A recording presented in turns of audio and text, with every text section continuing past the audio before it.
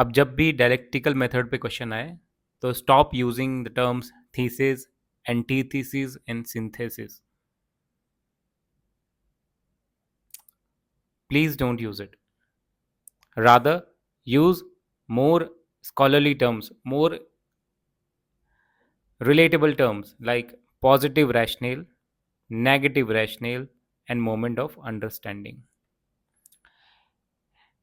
अगर हम German words का सही इंटरप्रिटेशन करें तो थीसिस, एंटीथीसिस और सिंथेसिस बड़ा ही एक लेमन टर्म है, which is good for a layman understanding, but a student of Hegel must not write these words. Use कीजिए पॉजिटिव रैशनल. क्या मतलब था पॉजिटिव रैशनल से?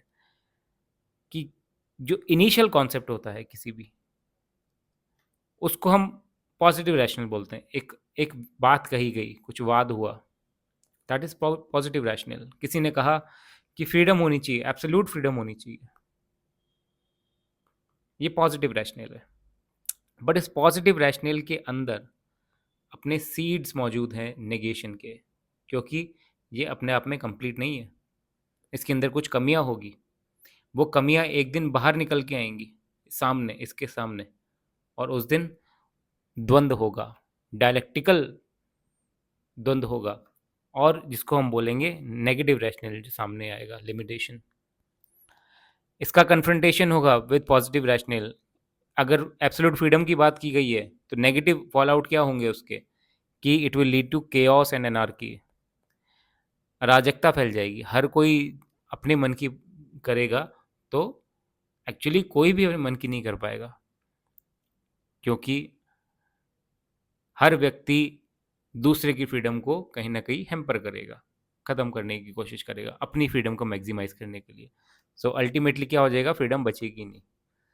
सो दो कॉन्ट्रडिक्टरी चीज़ों को रिजॉल्व करने के लिए अब बनेगी एक अच्छी समझ, which is moment of understanding, जिसको कॉमन टर्म्स में हमने सिंथेसिस बोलते हैं. वो क्या होगा, जो रिकनसाइल करेगा दोनों पॉजिटिव और रैशनल नेगेटिव रैशनल्स को, और एक बेहतर अंडरस्टैंडिंग बनाएगा हमारी, कि true freedom is found in context of laws and ethical life, which balances individual freedom and social order. असली फ्रीडम क्या है? Freedom with restrictions, with restrictions. जैसे कि हमारे संविधान में बताया गया है कि रीजनेबल रिस्ट्रिक्शंस होनी चाहिए फ्रीडम के. तो अब से आप लोग क्या टर्म इस्तेमाल करेंगे? आप करेंगे पॉजिटिव रैशनल, नेगेटिव रैशनल. इसके बाद दोनों का, दोनों के अंदर क्या होगा, हीगल ने बोला था ऑफ हेबन, ऑफ हेबन नाम का शब्द, इसको मतलब बोलते हैं सेल्फ सबलेशन और सेल्फ प्रिजर्वेशन. दोनों चीज़ें होती हैं इसके अंदर, सबलेशन भी होता है और प्रिजर्वेशन भी होता है. जो गलत चीज़ें हैं वो ख़त्म हो जाती हैं, और जो एंड्योरिंग चीज़ें हैं वो प्रिजर्व हो जाती हैं, और एक बेहतर मोमेंट ऑफ अंडरस्टैंडिंग बनती है हमारी. फिर बाद में ये मोमेंट ऑफ अंडरस्टैंडिंग एक पॉजिटिव रैशनल बन जाता है, इसका नेगेटिव रैशनल आता है, फिर एक मोमेंट ऑफ अंडरस्टैंडिंग होती है. और ये सब चीज़ें तब तक चलती रहती हैं जब तक हमको एक एब्सोल्यूट आइडिया ना मिल जाए, क्योंकि एब्सोल्यूट आइडिया के अंदर कोई कॉन्ट्रडिक्शन नहीं होता, कोई लिमिटेशन नहीं होती. That is the end of everything. I hope you understood this.